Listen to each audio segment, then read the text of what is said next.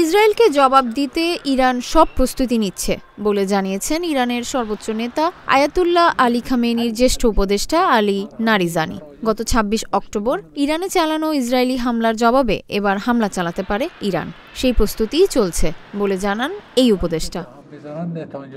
বার্তা সংস্থা রয়টার্স বলছে, রোববার ইরানের সংবাদ মাধ্যম তাসনিম নিউজে সর্বোচ্চ নেতা আয়াতুল্লাহ আলী খামেনির জ্যেষ্ঠ উপদেষ্টা আলী নারিজানির একটি সাক্ষাৎকার প্রকাশিত হয়েছে।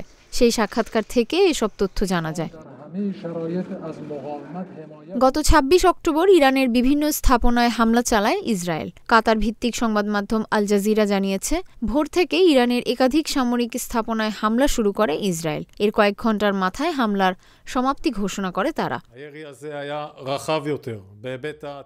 ১ অক্টোবরের ক্ষেপণাস্ত্র হামলা ও তেল আবিবে তেহরান সমর্থিত সশস্ত্র গোষ্ঠীগুলোর মাসব্যাপী হামলার জবাবে এ হামলা চালানো হয়েছে বলে জানিয়েছিল ইসরায়েলের প্রতিরক্ষা বাহিনী IDF।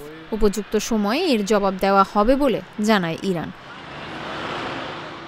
এবার সেই জবাব দেওয়ার জন্য ইরান প্রস্তুতি নিচ্ছে বলে জানালেন ইরানের সর্বোচ্চ নেতা আয়াতুল্লাহ আলী খামেনির জ্যেষ্ঠ উপদেষ্টা আলী নারিজানি। তবে ঠিক কী প্রস্তুতি নেওয়া হচ্ছে সে ব্যাপারে বিস্তারিত বলেননি তিনি।